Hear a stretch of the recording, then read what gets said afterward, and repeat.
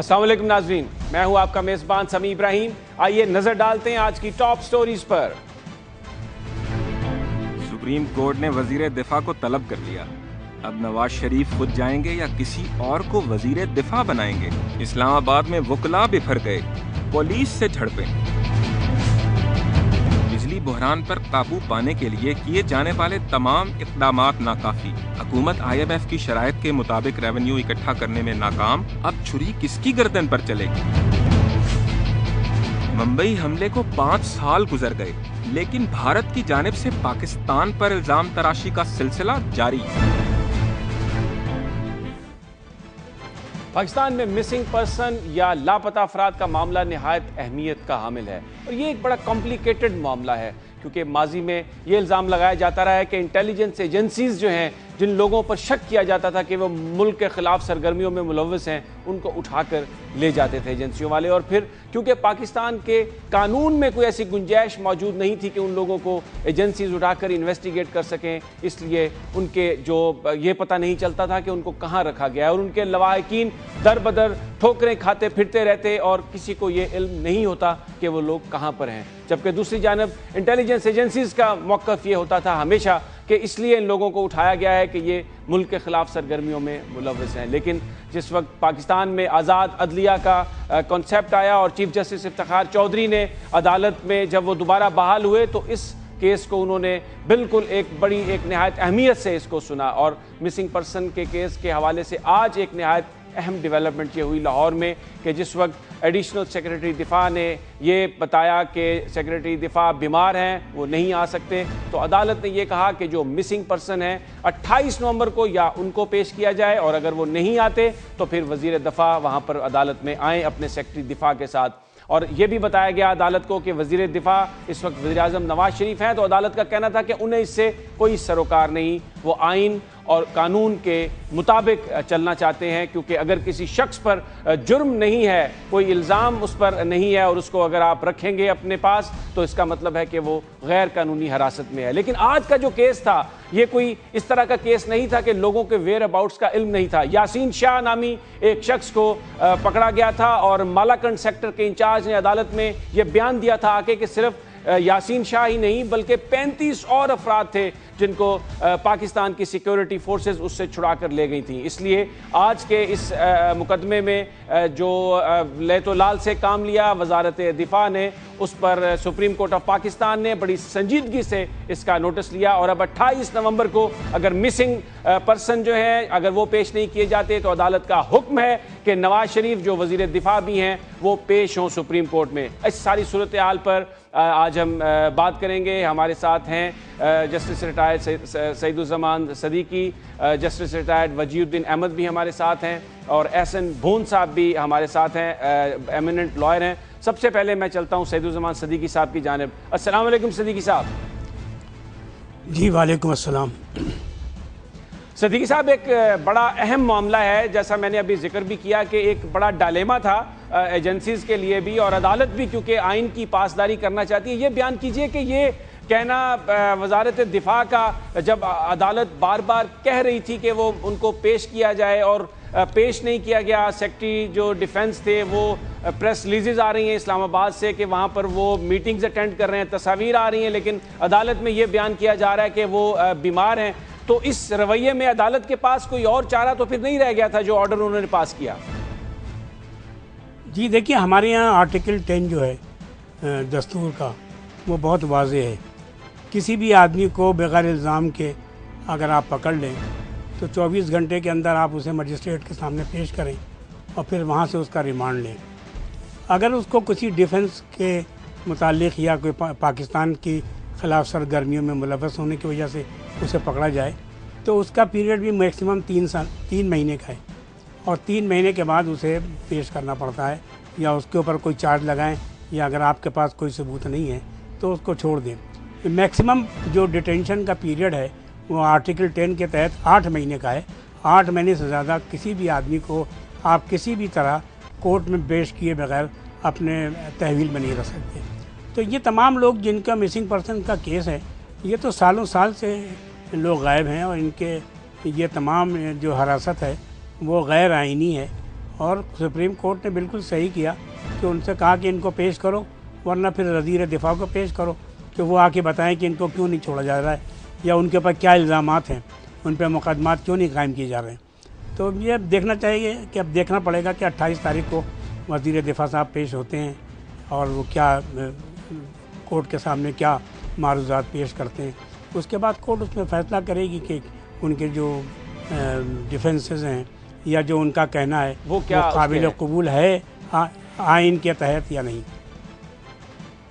अच्छा, जस्टिस वजीउद्दीन साहब, ये बयान कीजिएगा कि जो मौजूदा हुकूमत है, अब ये 5-6 माह हो गए आए हुए और नवाज शरीफ साहब खुद मिसिंग पर्सन के लिए जो कैंप लगाया गया था उसमें भी गए। अब उनकी अपनी हुकूमत है, लेकिन अब भी जो लोग हैं उनको वजारत दाखिला की जानिब से, सिक्योरिटी फोर्सेस की जानिब से अदालत में प्रोड्यूस नहीं किया जा रहा और फिर वज़ीर आज़म खुद वज़ीर दिफा भी हैं। बिल्कुल, ये एक बहुत ही सीरियस सूरत हाल है और इस मामले में तो वो लोग कि जिनको पेश करने के लिए कहा गया है उनकी शनाख्त हो चुकी है, वो आइडेंटिफाई हो चुके हैं, लेकिन उनको पेश नहीं किया गया। और उसके बाद जब ये कहा गया कि सेक्रेटरी डिफेंस पेश हों तो वो पेश नहीं हुए, किसी और बंदे को भेज दिया। तो इन हालात में मैं समझता हूँ कि अदालत ने बवजह मजबूरी ये कहा कि अगर ये सूरत हाल है तो डिफेंस मिनिस्टर पेश हों, और ये एक इत्तेफाक है या इत्तेफाक से कुछ ज़्यादा बात है कि वज़ीर आज़म खुद डिफेंस मिनिस्टर हैं और जिस तरीके से आपने कहा कि इलेक्ट्रल प्रोसेस के ज़रिए से आए हैं और बड़े वायदे से, बड़ी बातें थीं रूल ऑफ लॉ की, जमहूरियत की, और अगर तो उनके ज़माने में वही तमाम सिलसिला चल रहा है मिसिंग पर्सन्स का जो उनसे पहले चलता रहा था, तो मैं समझता हूँ कि ये बड़ी तशवीश की बात है। मैं आपकी तरफ आऊँगा दोबारा सईदुज़्ज़मान सदीकी साहब के, अब अगर आप क्या समझते हैं कि इस सारी सूरत हाल में जो ये डेवलप हो रही है, ये जो मौजूदा वज़ीर आज़म हैं, ये क्योंकि बतौर वज़ीर दिफा अगर ये जाते हैं तो इसकी कुछ पॉलिटिकल इम्प्लीकेशन भी आप देखते हैं? क्योंकि माजी में हमने देखा अदालतों और एग्जेक्टिव के दरमियान एक कन्फ्रंटेशन रही, क्या हम उस जानब दोबारा तो नहीं बढ़ रहे? देखिए, कन्फ्रंटेशन का कोई सवाल नहीं। कोर्ट ने एक कानूनी तौर पर उनको हुक्म दिया कि आप उन लोगों को जिनको आप मिसिंग पर्सन्स कहते हैं उनको आप हमारे सामने पेश करें। वो बिल्कुल आईनी तौर पर, जैसा कि मैंने आपसे पहले अर्ज़ किया कि बिल्कुल वाज़ेह पोजीशन है, या तो आप किसी आदमी के ऊपर चार्ज लगाएं, उसको अदालत में पेश करें, उसे प्रोसिक्यूट करें। अगर आपके पास मटेरियल नहीं है तो उसे आप छोड़ दें, जब आपके पास मटेरियल हो तो फिर आप पकड़ लें उसे। तो इस तरह से मतलब ये कि उसमें कोई कन्फ्रंटेशन का आंसर तो मेरी समझ में नहीं आता। लेकिन ये है कि अगर वो ख़ुद वज़ीर दिफा भी हैं, प्राइम मिनिस्टर ऑफ पाकिस्तान भी हैं, तो जब अगर उनका जो डिफेंस सेक्रेटरी है वो पेश नहीं हुआ तो कोर्ट को इख्तियार खुला था कि वो उस आदमी को बुलाए जो इनकी बातों का जवाब दे सके और जो जवाबदेही कर सके आइन और कानून के मुताबिक। तो उसके मुताबिक उन्होंने जो ऑर्डर किया है, मैं समझता हूँ कि कानून और आइन के मुताबिक है। आपका ये ख्याल है? अच्छा भून साहब, आपसे मैं ये जानना चाहूँगा कि आप क्या समझते हैं कि अदालत को कुछ रिस्ट्रेन अगर चाहती तो शो कर सकती थी? टाइम भी दिया जा सकता था सेक्रेटरी डिफेंस को, या उनके खिलाफ प्रोसीडिंग्स इनिशिएट की जा सकती थी अगर वो नहीं आ रहे। लेकिन हाईएस्ट ऑफिस को बुलाना, जबकि बता भी दिया गया हो कोर्ट को कि वज़ीर आज़म भी हैं, वज़ीर दिफा, आप क्या कमेंट करेंगे? मैं ये समझता हूँ कि अदालत का सबसे पहली तो बात यह है कि हर हुक्म जो है वो काबिल एहतराम और मानना पड़ता है। लेकिन जो लीगल पोजीशन बताई है सईदुज़्ज़मान सदीकी साहब ने, वो तो उस तरह ही है, उसकी बात नहीं है यहाँ पे कि वो बात बिल्कुल ठीक है कि कोई आदमी जो है एक लिमिट तक ज़्यादा से ज़्यादा 3 महीने या उसके बाद 8 महीने तक रखा जा सकता है, बात यहाँ पे। और दूसरी जो बात जस्टिस वजीर साहब ने की है कि बैड गवर्नेंस के हवाले से या वो लॉ एंड ऑर्डर सिचुएशन या जो भी बात है वो खुद जाते रहें वो बात। लेकिन यहाँ बात ये है कि वज़ीर आज़म जो उस वक़्त वज़ीर दिफा भी हैं, उनको कहा गया है कि वो 3 दिन के बाद पेश हों। मैं ये समझता हूँ कि मेरे नुक्ता नज़र के हवाले से बाकी बातें अपनी जगह, अदालत का हुक्म भी अपनी जगह, जब हुक्म देंगे वो मेरा ख्याल है पेश भी हो जाएंगे, लेकिन यहाँ पे थोड़ा बहुत रिस्ट्रेंट होना चाहिए। आप ये देखें कि इनकी पॉलिटिकल इम्प्लीकेशंस क्या हैं। साहब अगर सेक्रेटरी डिफेंस नहीं आता तो फिर मैं वज़ीर दिफा को बुलाया जाएगा, तो ये क्योंकि वज़ीर आज़म वज़ीर दिफा भी तो हैं। मैं यही गुजारिश कर रहा हूं कि बात यह है कि जब सिक्योरिटी एजेंसीज की बात आती है तो नीचे हमारी 3-4 सिक्योरिटी एजेंसी, कोई आईबी डील कर रहा है, कोई आईएसआई डील कर रहा है, कोई दूसरा डील कर रहा है, तो उनके हेड्स का भी आपको सबको पता है। जिस सिक्योरिटी एजेंसी के हवाले से बात है, पहले तो आप उस सेक्रेटरी को कंटेम्प्ट का नोटिस दे, भाई अगर वो काम कर रहा है तो वो क्यों नहीं हाजिर हुआ। आप दूसरी सारी दुनिया को बुला लेते हैं। इस तरह अगर आप एक इलेक्टेड नए वज़ीर आज़म को बुला लेंगे, पूरे मुल्क की मशीनरी उसकी फॉरेन डेलीगेशंस के साथ, पूरी बाकी मीटिंग्स के साथ, सारी जो जितनी भी मुल्क की उसकी सारी गवर्नेंस के हवाले से है वो सारी मुतासर होगी। मैं ये नहीं कहता, मैं उसकी पॉलिटिकल इम्प्लीकेशन की बात कर रहा हूँ। मेरा कोई इस हवाले से नहीं बात कि वज़ीर आज़म को गवर्नेंस बड़ी अच्छी है या लॉ एंड ऑर्डर सिचुएशन बड़ी अच्छी है। बिल्कुल मिसिंग पर्सन्स जो हैं उनको बिल्कुल पेश करना चाहिए, बहुत अहम है। लेकिन ये बात में ये आपका मैं इस पे बात करता हूं, लेकिन क्योंकि एक ब्रेक का वक्त हो गया है, निहायत अहम नुक्ता उठाया है भून साहब ने कि वज़ीर आज़म के आने से पूरी एक मशीनरी जो है उस दिन हिल जाएगी। ये बड़ा एक अहम मामला है, इस पर हम गुफ्तगू जारी रखेंगे, लेकिन एक मुख्तसर सी ब्रेक के बाद।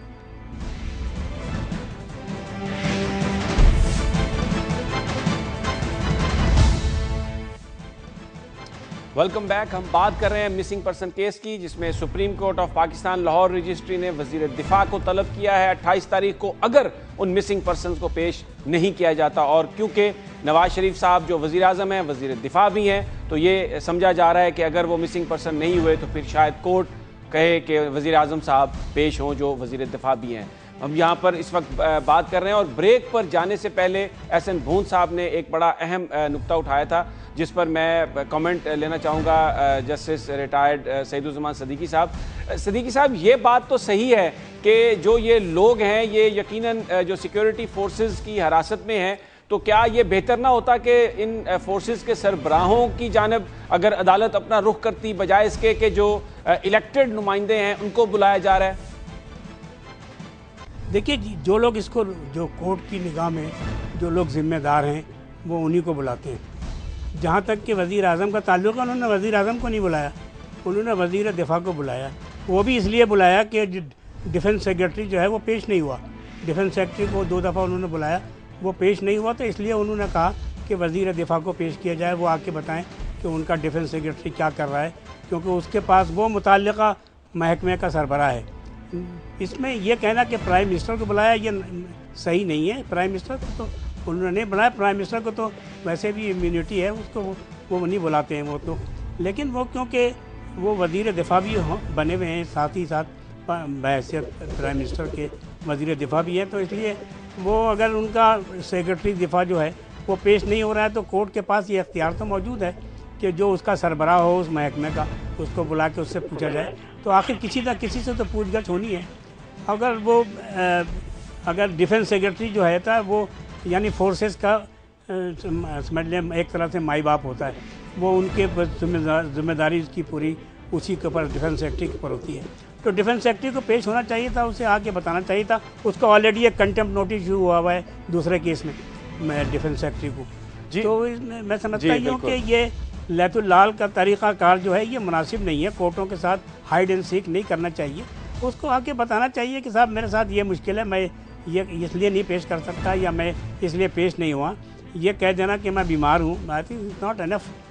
कोर्ट को चाहिए, कोर्ट से आके प्रॉपर एक्सप्लेनेशन। बिल्कुल दुरुस्त आप जी बिल्कुल ले तो लाल नहीं करना चाहिए। लेकिन मैं अब दूसरे अहम इशू की जानिब आता हूँ। आज सुप्रीम कोर्ट ऑफ पाकिस्तान में वकला एहतजाज कर रहे थे, क्योंकि ख़ास तौर पर पंजाब के मुख्तलिफ अजला से ये वकला आए थे, और इनकी डिमांड ये थी कि जो 5 डिवीजन्स हैं वहाँ पर हाई कोर्ट के बेंचेस का क़याम अमल में लाया जाए, जिस पर आज पुलिस ने वहाँ पर लाठीचार्ज किया। और अब पाकिस्तान बार कौंसिल ने कल पूरे मुल्क में एहतजाज की कॉल दे दी है। KPK बार कौंसिल ने भी उनको इंडोर्स किया है, और ये बताया जा रहा है कि कल अदालतें मुकम्मल तौर पर बंद होंगी और पुलिस की इस कार्रवाई के खिलाफ वहाँ पर ये एहतजाज किया जाएगा। एहसन भून साहब, बयान कीजिएगा कि ये क्या वजह है, क्यों नहीं बेंचेस बन रहे और आज ये जो सारा तशद्दुद हुआ है, वाकया हुआ है, वायलेंस हुआ है, किस नज़र से आप देखते हैं? क्योंकि अदालतों में वकला के ऊपर तशद्दुद, मैं ये समझता हूँ समी साहब, आज का इंतहाई काबिल मज़म्मत वाक़या है और ये बदतरीन वाक़या है जो कि सुप्रीम कोर्ट ऑफ पाकिस्तान के अहाते के अंदर मैंने देखा है। टीवी फुटेज आपकी कि पुलिस वाले जो वकला पर तशद्दुद कर रहे थे। अब बात यह है कि जब अदलिया के लिए वकला एहतजाज करें तो फिर वो जस्टिफाइड है, और अगर वो अपने किसी हक के लिए बात करें तो वो इंतहाई खिलाफ है और उन पर तशद्दुद भी ऐसा किया गया है। बल्कि बाज़ की तो ये सूरत हाल है, मुझे वहाँ से एक फ़ोन करके एडवोकेट ने बल्कि वाइबर पे फुटेज भेजी कि फायरिंग भी हुई है, जिससे 2-4 वकला को फायर भी लगे हैं। और ये मैं एक बात करूँ कि हाई कोर्ट के अहाते के अंदर मेरे मुअज़्ज़ज़ काबिल जज साहबान बैठे हुए हैं इस पैनल में। भून साहब, अभी तो ये बात वाजे नहीं है कि ये रजिस्ट्रार के हुक्म पर हुआ, लेकिन वहां पर जो बात ये है कि मैं ये बात कर रहा हूँ समी साहब, समी साहब गुजारिश ये है कि बात ये है कि मॉब में एक आध बात हो जाती है। मैंने कहा कि दोनों ऑनरेबल साबिक चीफ जस्टिस आपके पैनल में मौजूद हैं, इनसे पूछें कि अगर किसी हाई कोर्ट के या सुप्रीम कोर्ट के प्रेमिसेस के अंदर कोई पुलिस किसी किस्म की कार्रवाई करती है तो विदाउट परमिशन ऑफ रजिस्ट्रार नहीं हो सकती। अगर रजिस्ट्रार करता है तो वो विदाउट परमिशन साथ ही रहे, इसलिए भून साहब हमारे साथ ही रहे। मैं सईदुज़्ज़मान सदीकी साहब की जानिब चलता हूं। सदीकी साहब, ये जो बयान कर रहे हैं इस पर भी कमेंट कर दीजिएगा, और एक जो बात है इस पर जरूर कमेंट कीजिए कि हाई कोर्ट्स के अहातों में भी हमने देखा कि वकला ने पुलिस वालों को भी मारा, आम लोगों को भी मारते हैं, लेकिन हम ये कभी नहीं देखते कि जो बार्स हैं या कोर्ट की जानिब से वकला के खिलाफ भी कभी कोई कार्रवाई की गई हो। देखिए, जहाँ तक के कोर्टों के अहाते के अंदर किसी किस्म का तशद्दुद हुआ है, अगर तो को पुलिस बुलाई गई या पुलिस ने कार्रवाई की है तो वो यकीनी बगैर रजिस्ट्रार के हुक्म के नहीं होती, क्योंकि वो अहाता जो होता है, कोर्ट का अहाता जो होता है, बड़ा सैंक्टिटी उसकी होती है और उसमें वहाँ कोई आदमी दाखिल भी नहीं हो सकता और ना वहाँ पर कोई कार्रवाई हो सकती है बजुज़ कोर्ट के जो मजाज अफसर हैं उनके हुक्म के बगैर। तो ये बात अपनी जगह दुरुस्त है कि रजिस्ट्रार का अगर हुक्म ना हो तो वहाँ पर पुलिस वाले कार्रवाई नहीं कर सकते कोर्ट के अहाते में। कोर्ट के बाहर कर सकते हैं, कोर्ट के अहाते के अंदर ये कार्रवाई वो पुलिस वाले नहीं कर सकते बगैर रजिस्ट्रार के हुक्म के। और जहाँ तक कि ये इस वाक़े का ताल्लुक़ है तो ये वाक़या मेरी समझ में नहीं आता। देखिए, ये कॉन्स्टिट्यूशनल इशू है कि डिवीज़न हेडक्वार्टर्स के ऊपर डिवीज़नल कोर्ट को का क़याम जो है उसकी शराइत हैं। उसमें जो चीफ मिनिस्टर होता है प्रोविंस का, वो और गवर्नर, उनकी कंसल्टेशन से ये बनती हैं बेंचेस या डिवीज़न हेडक्वार्टर पे। तो वो जब तक कि वो प्रोसेस पूरा ना फॉलो किया जाए उस वक्त तक तो ये क़याम उनका नहीं हो सकता। और जहाँ तक कि उनके एजुटेशन का ताल्लुक़ है, वो एजुटेशन अपनी जगह दुरुस्त था, उसको बिल्कुल ही कॉन्स्टिट्यूशनल इशू था, उसको कॉन्स्टिट्यूशन के तरीके से उसको रिजॉल्व करना चाहिए था। चीफ मिनिस्टर साहब को चाहिए था कि उसका नोटिस लेते और गवर्नर के साथ कंसल्टेशन करते। अगर उसकी कोई जस्टिफिकेशन थी तो उसको कायम कर देते, और अगर जस्टिफिकेशन नहीं थी तो उसको बता दिया जाता कि यह इसकी कोई जस्टिफिकेशन नहीं बनती है, इसलिए डिविजनल कोर्ट जो हैं वो कायम नहीं हो सकते। आप जी सईदुज़्ज़मान सदीकी साहब हमारे साथ ही रहे। मैं वजीहुद्दीन साहब आपसे ये सवाल करूंगा जो मैंने सईदुज़्ज़मान सदीकी साहब से भी किया था कि जो वकला के भी बड़े वाक़यात हुए हैं कि वो पुलिस वालों पर भी अदालतों में तशद्दुद करते हैं, आम लोगों के साथ भी बड़ा झगड़ा होता है, लेकिन हमने ये कभी नहीं देखा कि वकीलों के खिलाफ कभी कोई ऐसा एक्शन हो, अदालत ने लिया हो, उनकी कोई गिरफ्तारी की गई हो। क्या वजह है कि ये इस तरह का कोई एक स्ट्रॉन्ग एक्शन हम अदालतों की जानिब से या बार काउंसिल की जानिब से नहीं देखते ऐसे वकला के खिलाफ जो कानून को खुद पामाल करते हैं? ऐसे नहीं होता जी। मैं ये समझता हूँ कि वकला भी अगर तो कानून के मुताबिक अमल दरामद नहीं कर रहे हैं तो उनके खिलाफ भी कार्रवाई होनी चाहिए। और आइन और कानून सबके लिए बराबर हैं, सारे इंसान बराबर हैं। अब देखना ये है कि जहाँ तक कि इस वाक़े का ताल्लुक़ है उसमें सूरत हाल क्या थी। कुछ इम्प्रेशन ऐसा भी मुझे खबरों से मिला है कि सुप्रीम कोर्ट के अंदर दाखिले को रजिस्ट्रार ने मना किया था बुकला साहिबान के। तो अब ये वाक़या जो है वो सुप्रीम कोर्ट का जो अहाता है उसके अंदर हुआ है या उसके बाहर हुआ है, लेकिन बहरहाल तशद्दुद किसी भी किस्म का हो, उसमें पुलिस की तरफ से हो या बुकला की तरफ से हो, वो गलत है। और जिस तरीके से मैंने आपसे कहा कि बुकला जो हैं वो कानून से बाला नहीं है, कोई भी कानून से बाला नहीं है। तो अगर तो खुदा न खास बहुत बहुत शुक्रिया सैयदुज़्ज़मान सदीकी साहब, एक बात करना चाहूँगा और जनाब वजीउद्दीन साहब, एक अहम आज जो डेवलपमेंट थी, तशद्दुद हुआ वकीलों पर सुप्रीम कोर्ट में, पूरे पाकिस्तान के मीडिया ने दिखाया। कल एहतजाज है पाकिस्तान बार कौंसिल की और वकला नुमाइंदों का ये कहना है कि रजिस्ट्रार की मर्जी के बगैर तशद्दुद नहीं हो सकता था। नाज़रीन, यहाँ पर हम लेते हैं एक ब्रेक, और ब्रेक के बाद एक और अहम मामला जिस पर हम बात करेंगे कि बताया यह जा रहा है कि पाकिस्तान में पानी ज़ख़ीरा करने का कोई मंसूबा नहीं, और अगर यही सूरत हाल चलती रही तो अगले 8-10 सालों में पाकिस्तान में एक मुकम्मल कहत की सी सूरत हाल पैदा हो जाएगी, और यहाँ पर ना खाने के लिए होगा कुछ और ना पीने के लिए। लेकिन ये सब एक ब्रेक के बाद।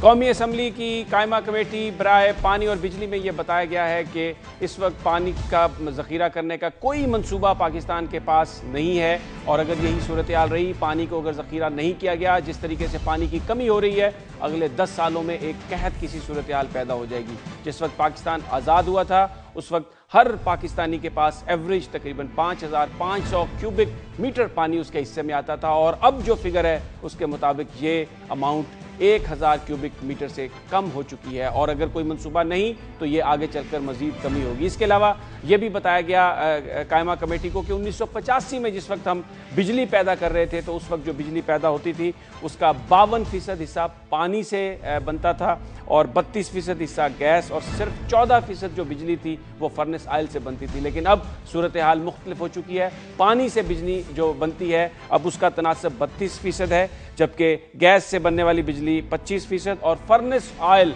41% बिजली की प्रोडक्शन में इस्तेमाल होता है। और अगर हम नज़र डालें कि इनकी कॉस्ट कितनी है, तो वो फिगर हमें ये बताते हैं कि जो पानी से बिजली बनती है वो तकरीबन ₹1.60 पर यूनिट उसकी कॉस्ट है। गैस से बनने वाली जो बिजली है ₹6.53 उसकी कॉस्ट है, जबकि कोयले से बनने वाली बिजली ₹9 पर यूनिट है। फर्नेस ऑयल से जो बिजली बनाई जाती है ₹18 पर यूनिट है, और डीजल से जो बिजली बनाई जाती है वो ₹24 पर यूनिट है। हुकूमत ये कोशिश कर रही है कि ज़्यादा से ज़्यादा जो बिजली है उसका जो तनासब है वो गैस से शिफ्ट किया जाए, और अब जिन मंसूबों पर काम कर रही है उसमें आज ये बताया गया है कौमी असम्बली की कायमा कमेटी को कि 2000 मेगावाट के जो 4 प्लांट्स हैं, कोशिश की जा रही है कि वो गैस से कन्वर्ट करके तो उनको कोयले पर कर दिया जाए। पानी की सूरत हाल और बिजली की सूरत हाल आगे चलकर क्या होगी, आज डॉक्टर मुसद्दक मलिक हमारे साथ हैं जो वफाकी हुकूमत के वज़ीर-ए-आज़म के एडवाइज़र हैं एनर्जी अमूर पर, वो हमारे साथ हैं। अस्सलाम वालेकुम डॉक्टर मुसद्दक साहब। वालेकुम सलाम जी। डॉक्टर साहब, मैं बिजली पर आपसे आता हूँ, लेकिन पहले कुछ इस पर बयान कर दीजिएगा कि पानी ज़ख़ीरा करने का कोई मंसूबा नहीं है। दियामर भाषा के हवाले से बात हो रही थी जो आपकी हुकूमत का मंसूबा था, लेकिन लग ऐसा रहा है कि उसकी बजाय इस वक्त धासू डैम पर जो रन ऑफ द रिवर है मंसूबा, उस पर काम हो रहा है, और दियामर भाषा पीछे। तो फिर पानी नहीं होगा तो अब तो सेक्रेटरी वाटर एंड पावर ये कह रहे हैं कि ये तो बिल्कुल कहत हो जाएगा। जी समी इब्राहिम साहब, बहुत शुक्रिया, आपने मुझे दावत दी प्रोग्राम में शमूलियत की। पहले तो मैं मेरा ख्याल है कन्फ्यूजन है उसको दूर करने की कोशिश करता हूँ, और शायद मेरा ही कन्फ्यूजन इससे कुछ दूर हो जाए। इस वक्त जो 1000 क्यूबिक मीटर पर पर्सन जिसका आपने जिक्र किया है, जिसको हम कह सकते हैं कि पानी का फुकदान है, पाकिस्तान दुनिया के उन ममालिक में है जहाँ पे पानी का फुकदान है, इसका पानी के स्टोरेज से कोई ताल्लुक़ नहीं है। यानी जितना पानी हमें मिल रहा है इस वक्त, अगर हम सारा का सारा पानी भी स्टोर कर लेंगे तो इस वक्त हमारी जो पर कैपिटा यूटिलाइजेशन है पानी की, यानी हर बंदे के हिस्से जो पानी आता है वो 1000 क्यूबिक मीटर ही रहेगा। यानी पाकिस्तान इस वक्त पानी के फुकदान जो है, शदीद फुकदान का शिकार है, और अगर हमारी पॉपुलेशन जिस रफ्तार से बढ़ रही है इसी रफ्तार से बढ़ती रही तो हम जितने भी डैम बना लें, हम बहुत जल्द पानी के फुकदान से हट के पानी के बहरान में चले जाएंगे, जिसके नतीजे में कहत पड़ने का बहुत अंदेशा है। यानी इस वक्त तो हमें पानी नहीं मिलता, लेकिन कम से कम हम अपनी इरिगेशन जो है, ज़राअत जो है, वो पानी के ज़रिए कर रहे हैं। लेकिन जैसे हमारी पॉपुलेशन बढ़ती चली जाएगी, हमें 10-15 साल में फ़ैसला ये करना पड़ेगा कि हम पानी पिएँ या पानी के ज़रिए ज़राअत करें। यानी अगर हम पानी पिएँ तो हमें फ़ूड इम्पोर्ट करना पड़ेगा, और अगर हम इसी तरह ज़राअत करते चले जाएँ जिस तरह हम अब कर रहे हैं, तो फिर हमें पीने के पानी का कोई नया इंतज़ाम करना पड़ेगा, डीसैलिनेशन के ज़रिए या किसी और ज़रिए से। तो ये एक बड़ी शदीद प्रॉब्लम है। अब जहाँ तक आपने डैम्स का जिक्र किया है, तो ये तो है टोटल पानी जो हमारे हिस्से का है 1000 क्यूबिक मीटर। इसमें जो पानी ज़ेरे इस्तेमाल है वो बढ़ जाएगा। यानी इस वक्त अगर हम बिलफर्ज 22 या 23 हज़ार मिलियन एकड़ फुट पानी जो है समंदर में फेंक रहे हैं, एवरेज हमारी 40 साल की एवरेज 20 से 40 के करीब है, और पिछले 10 साल की एवरेज कम है, क्योंकि बहुत से साल ऐसे गुजरे हैं जिसमें पाकिस्तान में पानी जो है, बारिशें और जो ग्लेशियर की मेल्टिंग है वो बहुत कम हुई है। लेकिन अगर हम एवरेज निकाल लें 20-24 मिलियन एकड़ फुट पानी जो इस वक्त ज़ाया हो रहा है, हम समंदर में फेंक रहे हैं, अगर उसमें अपनी सिंध की ज़राअत जो है और सिंध का जो हिस्से का पानी 8 से 10 मिलियन एकड़ फुट जो है, अगर हम उसे अलहदा कर लें जो समुंदर में हमें फेंकना ही पड़ेगा, तो फिर हमारे पास पानी ज़ख़ीरा करने के लिए 10 से 15 मिलियन एकड़ फुट है। यानी हम 1 या 2 बड़े डैम बना सकते हैं, जैसे भाषा है या और कोई बड़ा हमारा डैम है, या 1 बड़ा डैम और 3 और 4 छोटे डैम बना सकते हैं। इससे हमारा मसला 1000 क्यूबिक मीटर पर पर्सन वाला हल नहीं होगा, लेकिन जो हमारे ज़ेरे इस्तेमाल पानी यकीनन कतरे बढ़ जाएगा। डॉक्टर साहब, आपकी ये बात सही है कि पॉपुलेशन पर भी कंट्रोल होना चाहिए, लेकिन अगर हम पानी बचा सकें, रिजर्व कर सकें, तो ज़राअत के लिए हमें ज़्यादा पानी मिल जाएगा। और अभी भी पाकिस्तान की लाखों एकड़ अराज़ी ऐसी है जो जिस पे काश्त हो सकती है, लेकिन पानी ना होने की वजह से वो काबिले काश्त नहीं है। और यही बात मैं थोड़ी वाज़े करना चाह रहा हूँ कि मेरा ख़्याल है कि इसमें थोड़ा सा कन्फ्यूजन है जो दूर करना चाहिए।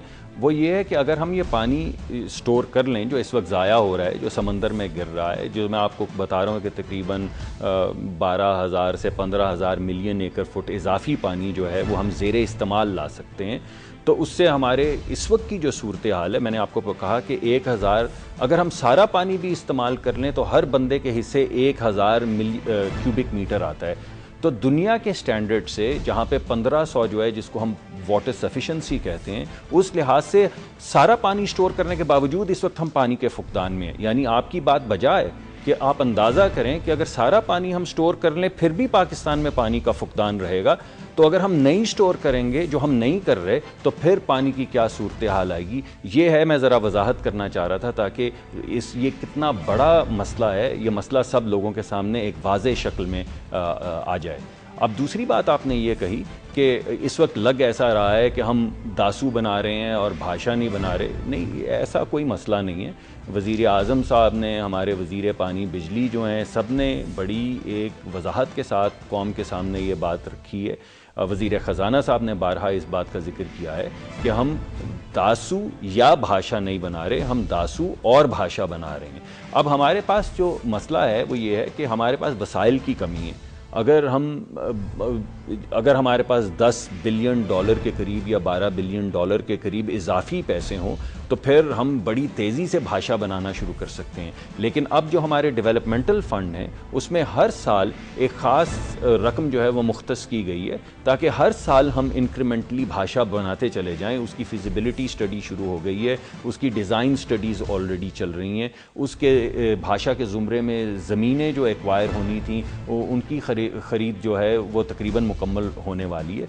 तो ऐसा नहीं है कि भाषा पे काम नहीं हो रहा, लेकिन अगर आप मुझसे ये पूछें कि हमारे पास मुकम्मल 10-12 बिलियन या 10-12 अरब डॉलर हमारे पास हैं मुकम्मल भाषा बनाने के लिए, तो ये बात आपकी सही है कि इस वक्त हमारे पास वो पैसे मुकम्मल मौजूद नहीं है। लेकिन दासू जो है वो छोटा मंसूबा है, तकरीबन 4 अरब डॉलर का मंसूबा है, जिसके लिए हमें बैनुल अक़वामी जो तंजीमें हैं उनसे काफ़ी ग्रांट्स और काफ़ी लोन्स, डिस्काउंटेड लोन्स मिले हैं। तो दासू की जो फाइनेंशियल स्ट्रेटजी है वो हमारे पास मुकम्मल हो चुकी है। अब इस बात का भाषा से क्या ताल्लुक़ है? अब आप ये सोचिए कि जब हम दासू बनाएंगे तो वहाँ पे 4-4.5 हज़ार मेगावाट बिजली पैदा होगी। अगर ये 4-4.5 मेगावाट बिजली जो पैदा होगी, इसकी कीमत जो है हम बैंकों को प्लेज कर दें कि भाई आप अगले 10 साल की आमदन दासू की जो है वो हमसे ले लें और हमें लंप सम पैसे आप दे दें 4 या 5 अरब डॉलर, तो हम वो पैसे जो हैं भाषा में डाल सकते हैं। ये एक स्ट्रैटेजी हो सकती है और ये तमाम तजावीज़ जिनका मैं आपके साथ जिक्र कर रहा हूँ ये इस वक्त ज़ेर गौर भी हैं और ज़ेर बहस भी हैं। लेकिन बहुत ये बहुत मैं आपको शुक्रिया यकीन दिलाता डॉक्टर साहब, हूँ। आप बड़ी अहम बात कर रहे हैं, लेकिन क्योंकि मेरे पास वक्त की कमी है, बहुत शुक्रिया। आपके मुताबिक हुकूमत बिल्कुल संजीदगी से इस बात पर गौर कर रही है, लेकिन मसला वही पैसों का मसला, और आज भी जो फिगर आया है FBR के मुताबिक जो हमारे टारगेट्स हैं वो भी अचीव नहीं हो रहे, और फिर जिस तरह बहुत सारे बैनुल-अक़वामी मामलात पर हमारी सियासी जमातें जिस तरह रिएक्शन का इजहार कर रही हैं, तो बाहर से मिलने वाली रकम के हवाले से भी गैर यकीनी जो सूरत हाल है उसमें इजाफा ही होगा। यहाँ पर हम लेते हैं एक ब्रेक, और ब्रेक के बाद हम बात करेंगे हाफिज़ सईद साहब से। नहायत अहम मामला, आज ही के दिन 2008 में मुंबई हमले हुए थे, पाकिस्तान और भारत के दरमियान ताल्लुकात के हवाले से गुफ्तगू करेंगे, नॉन स्टेट एक्टर्स की जो इन्वॉल्वमेंट है उसके हवाले से गुफ्तगू करेंगे, और ये जानेंगे हाफिज़ सईद साहब से कि क्या आगे चलकर वो देखते हैं पाकिस्तान और भारत के ताल्लुकात के मुस्तकबिल को। लेकिन ये सब एक ब्रेक के बाद।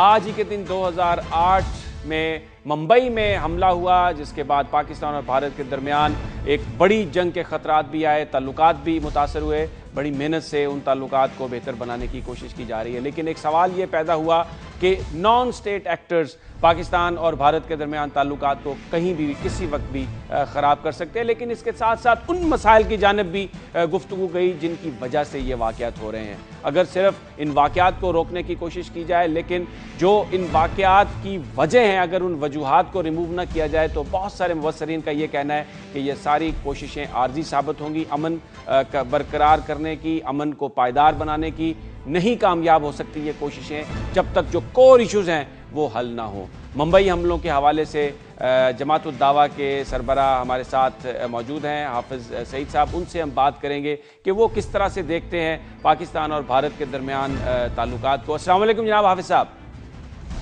वालेकुम अस्सलाम।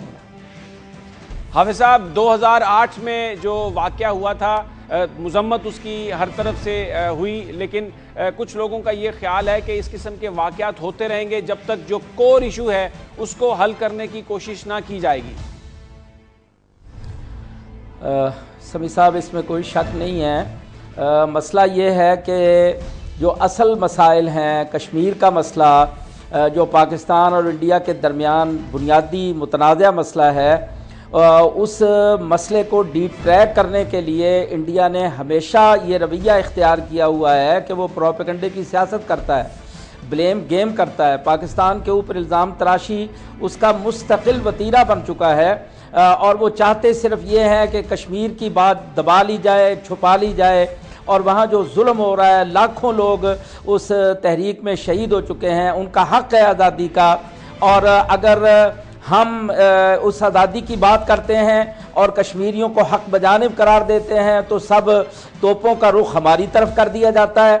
और ये बम्बई अटैक्स का जो मसला जिसका जिक्र अभी आपने किया, और ये 26/11 आज इस हवाले से इसका बड़ा तज़किरा है, वो सारे का सारा एक ड्रामा, अब तो वो सारी बातें साबित हो चुकी हैं, तो ये सब उसका ये खेल है, एक ड्रामा है। कश्मीर से हकीकी मसाइल से तवज्जो हटाने के लिए इंडिया ये खेल मुसलसल खेल रहा है, इससे पहले भी खेल रहा है, और उसने ये मुस्तकिल तौर पर अपनी पॉलिसी बना रखी है। जी अच्छा हाफिज़ साहब, अगर जो हुकूमत है पाकिस्तान की, अगर वो जो जैसे कश्मीर का मसला बयान कर रहे हैं, अगर इस पर बात नहीं करेगी और इंडिया के साथ दोस्ती का हाथ बढ़ाएगी, और कश्मीर के अंदर जो सूरत हाल है जिसमें इस वक्त कश्मीरी एक बड़ी मुश्किल सूरत हाल में है, गुमनाम कब्रें हैं, टॉर्चर हो रहा है, तो फिर आप ये नहीं समझते कि जो नॉन स्टेट एक्टर्स हैं जो अपने तौर पर कोशिश करेंगे उन कश्मीरियों की मदद करने की, वो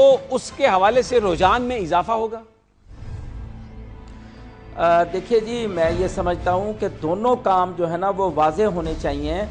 एक तो ये कि कश्मीर का मसला हर सूरत में हल करना चाहिए, और इसमें जहाँ कश्मीरियों की ज़िम्मेदारी है और उनका सबसे बड़ा वकील पाकिस्तान, उनकी भी ये ज़िम्मेदारी बनती है कि इस मसले के हकीकी पहलुओं से दुनिया को आगाह करें और वो इंसाफ पसंद दुनिया को अपने साथ खड़ा करके इस मसले को हल करने की कोशिश करें।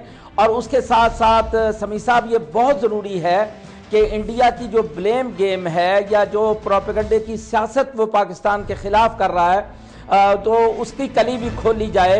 मसलन ये जो 26/11 का किस्सा घड़ा गया और अभी ये वाक़या हुआ है तो फ़ौरन ही इल्ज़ाम तराशी शुरू कर दी गई और एक नाम जब हमारी जमात का लिया पहले दिन से लेकर अब तक इंडिया जो है ना जी मुसलसल इसके ऊपर, चूंकि वो नाम ले चुका, अब उस पे ऊपर रंग भरते चले जाना और हर चीज़ 5 साल समी साहब इसको मुकम्मल हो चुके हैं।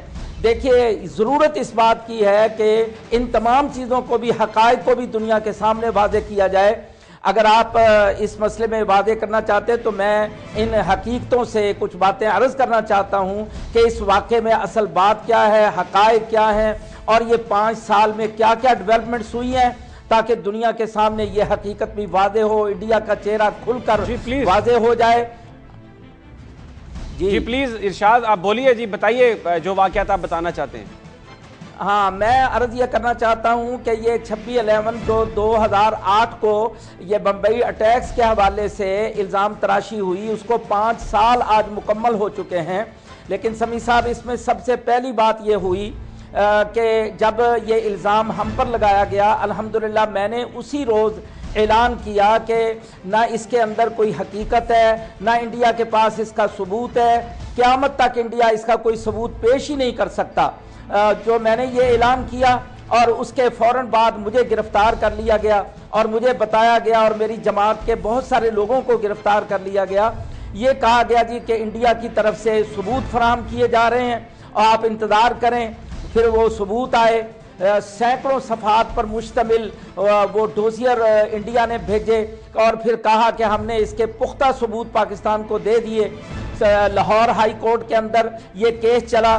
समी साहब मेरे हाथ में इस वक्त लाहौर हाई कोर्ट का फैसला है जो 3 जजों पर मुश्तमिल फुल बेंच ने फैसला दिया है कि जब ये कहा जा रहा था कि बम्बई अटैक्स के अंदर जमात-उद-दावा, मेरा नाम, मुझे मास्टरमाइंड करार दिया गया, मेरी जमात के लोगों को इन्वॉल्व किया गया, तो ये उसका जिक्र करते हैं।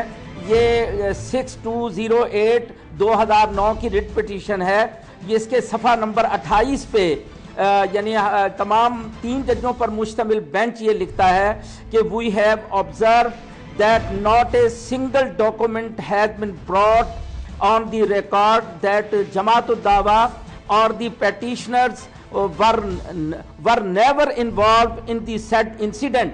ये यानी वाज़े तौर पर उन्होंने ये जजमेंट दी है और ये फैसला किया है कि Indian lobby that they are involved in Bombay attacks but there is no such evidence और even any linkage born out of from the said documents against the petitioners। तो इस फैसले के अंदर उन्होंने अच्छा नहीं हाफिज साहब, ये हाफिज साहब अगर मुझे यहाँ पर मैं आपका कमेंट लेना चाहता हूँ। बिल्कुल लाहौर हाई कोर्ट का फैसला आ गया और उसके मुताबिक आप इसमें मुलव्वस नहीं थे, लेकिन एक सवाल ये पैदा होता है कि ये जो कहा जा रहा है कि ये इंडियन लॉबी ने ये सब कुछ किया, इसका भी तो कोई एविडेंस नहीं। और बहरहाल वहाँ पर एक बड़ा वाक़या हुआ, इतने लोग मारे गए, तो फिर ये सारा ये किसने किया ये सारा कुछ? देखिए जी समी साहब, बात यह है कि ये मेरी या किसी सियासी आदमी की बात नहीं है। ये तो तमाम डॉक्यूमेंट जो इंडिया की तरफ से फराहम किए गए वो जजों के ऊपर मुश्तमिल 3 जजों पर मुश्तमिल बेंच ने उसको एग्जामिन किया और उसके बाद उन्होंने हम पर लगाए हुए इल्ज़ामात को रद्द करके ये कहा कि जमात-उद-दावा या किसी इनके आदमी का इसके अंदर नहीं है जिम्मा। और समी साहब एक और बात सुन लीजिए कि फिर उसके बाद वजारत दाखिला के सीनियर ऑफिसर ने ये ऐलान किया और मीडिया के अंदर ये बात छपी कि ये सारा ड्रामा जो है इंडिया का अपना था, वो अपने कवानीन को सख्त बनाना चाहते थे, उनको ज़रूरत महसूस करते थे, तो उन्होंने बम्बई अटैक्स का सारा ड्रामा खुद तजवीज़ किया और उसके बाद इसके ऊपर अमल मुकम्मल किया। मैं ये पूछता हूँ कि क्या वो शख्स जो वजारत दाखिला का सीनियर ऑफिसर, इंडिया के वजारत दाखिला का ऑफिसर बात करता है, उसके खिलाफ उन्होंने क्या यानी रवैया इख्तियार किया, क्या कानून उसके खिलाफ कानूनन उसको जो है ना जी उस कानून के सामने उसको पेश किया, क्या फैसला किया?